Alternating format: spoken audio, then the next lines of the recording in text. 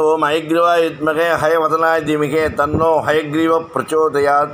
லக்ஷ்மி ஹயக்ரீவ பிரச்சோதயாத். எல்லோரும் நலமுடன் வளமுடன் வாழ்வாங்கு வாழ லக்ஷ்மி ஹயக்ரீவை பிரார்த்தித்து ஆசீர்வாதம். அயன்மீன் பெருமாள் சாப்பிடுவதை நாங்கள் என்ன திருப்தியாக வைத்து விடுவோம் அல்லது பிடுங்கி தின்று விடுவோமா என்று கேட்ட அர்ச்சகர் பற்றி ஒரு எளிய கதை. ஸ்ரீ வாதிராஜர் மத்வாச்சாரியார் ஸ்தாபித்த 8 மடங்களில் ஒரு மடத்தின் தலைவராக ஸ்ரீ வாதிராஜர் இருந்தார். அவர் சிறந்த பெருமாள் பக்தர். பெருமாளை ஹயக்ரீவ அவதாரத்தில் தரிசிக்க ஆவல் கொண்டார். இதனால் தினமும் ஹயக்ரீவரை மனதால் நினைத்து தியானம் செய்வார். பெருமாளுக்கு தன் கைப்பட நிவேதனம் செய்து அதை ஆலயத்துக்கு எடுத்து வருவார். பெருமாள் சாப்பிடுவதை மற்றவர்கள் பார்க்கக்கூடாது என்ற காரணத்தால் ஆலயத்தின் கருவறைக்குள் சென்றதும் கருவறை மூடிவிடுவார். இதை பார்க்கும் மற்ற அர்ச்சகர்களுக்கு கோபமாக இருக்கும். அயன்மீன் பெருமாள் சாப்பிடுவதை நாங்கள் என்ன திருஷ்டியாக வைத்து விடுவோம் அல்லது பிடுங்கி தின்று விடுவோமா என்று கேட்டார்கள். ஆனால் அந்த மகான் எதற்கும் பதில் சொல்லாமல் மௌனமாக இருப்பார். கேள்விக்கு பதில் சொல்லாமல் அந்த பதவியிலிருந்து ஒரு கேள்வி பிறக்கும். அந்த பதிலிலிருந்து ஒரு கேள்வி பிறக்கும். எப்படி நெருப்புக்கும் கடலுக்கும் முடிவில்லையோ அதேபோல் கேள்வி கேட்க வேண்டும் என்று முடிவெடுத்து விட்டால் எந்த கேள்விக்கும் முடிவில்லாத வானம் போன்றது என்பதை உணர்ந்து கொண்ட மகான் ஆகையால் யாருடைய கேள்விகளுக்கும் பதில் சொல்லாமல் மௌனமாகவே இருப்பார். அமைதியாக இருப்பவர் தான் உலகை ஆளத் தகுந்தவர் என்பதற்கு எடுத்துக்காட்டு ஸ்ரீ வாதிராஜர். அவரின் அமைதியான குணம்தான் பெருமாளுக்கு இஷ்டமாகிவிட்டது. ஸ்ரீ வாதிராஜரின் விருப்பம் போல் அவருக்கு ஹயக்ரீவ அவதாரமாக காட்சி தர வேண்டும் என்று பெருமாளுக்கும் விரும்பினார். அத்துடன் இவரின் பக்தியை உலகம் போற்ற வேண்டும் என்று நினைத்தார். ஸ்ரீ வாதிராஜர் பெருமாளுக்கு நிவேதனம் கொடுக்கும் விதமே விசித்திரமாக இருக்கும். கருவறைக்குள் சென்று கதவை சாத்திவிட்டு கண்மூடி நிவேதனத்தை தன் தலைக்கு மேலே தூக்கி வைத்து கொண்டு தியானம் செய்வார். அந்த தியானத்தின் போது ஹயக்ரீவரே நேரடியாக வந்து சாப்பிடுவது போல் தியானம் செய்வார்.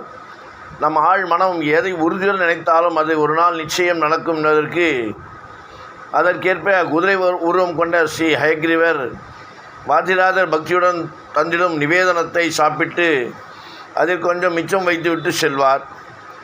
பிறகு ஸ்ரீ வாதிராஜர் கோயில் கருவறை திறந்து வந்து கருவறைக்குள் வெளியே காத்திருக்கும் அர்ச்சகர்களுக்கு கொடுப்பார்.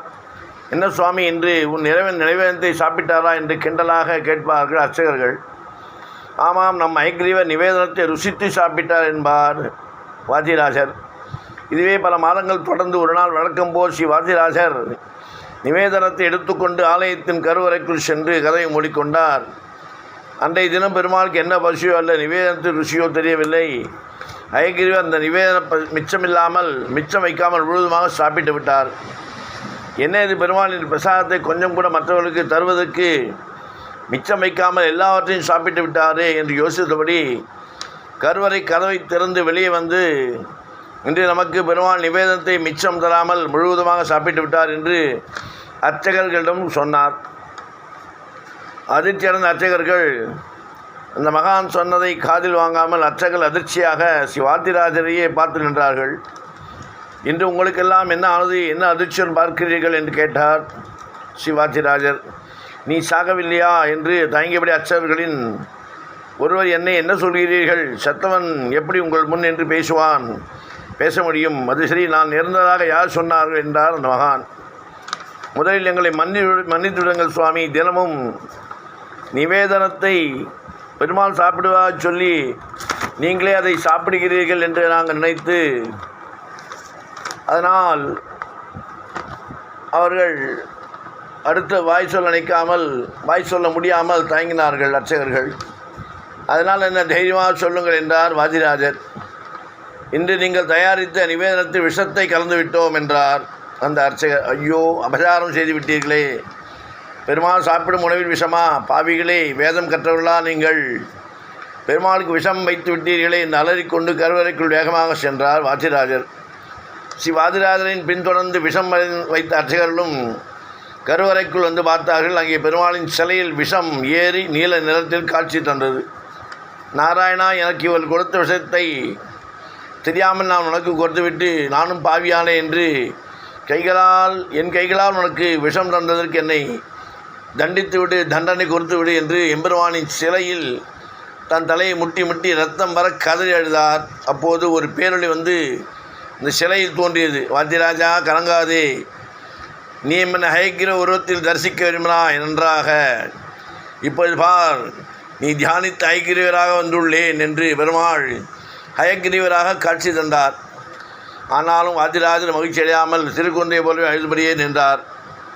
தமக்கு நிவேதனத்தில் தெரியாமல் விஷம் தந்துவிட்டதால் நமது நிறம் நீளமாக மாறிவிட்டதை இன்னும் வாத்தியராஜர் வேதனை அடைவதை உணர்ந்த பெருமாள், நம்பிக்கையான பக்தி எதையும் சாதிக்கும் என உறுதியான பக்திதான் என்று இவர்களுக்கும் என்னுடைய தரிசனம் காண கிடைத்தது. இதனால் உன் புகழ் இந்த உலகம் இருக்கும் வரை நிலைத்து நிற்கும் என்றார் ஹயக்கிரீவர்.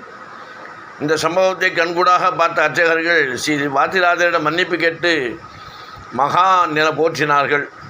ஸ்ரீ வாத்தியராஜ் என்ற மகான் புகழ் பரவியது இறைவனை நினைத்தால் அவர்களின் வாழ்க்கை ஏற்றமாக இருக்கும் என்பதை ஸ்ரீ வாத்தியராஜரின் வாழ்வில் நடந்த இந்த அற்புதமான சம்பவம் நமக்கு ஒரு எடுத்துக்காட்டாக நாம் எப்படியெல்லாம் இருக்க வேண்டும், எப்படியெல்லாம் இருக்கக்கூடாது, இறைவனை எப்படி புரிந்து கொள்ள வேண்டும், இறைவனை புரிந்து எப்படி நம்மை மாற்றிக்கொண்டு நாம் எப்படி நடக்க வேண்டும் என்பதற்கு ஒரு எடுத்துக்காட்டாக இந்த செயல்கள் நமக்கு உணர்த்துகிறது.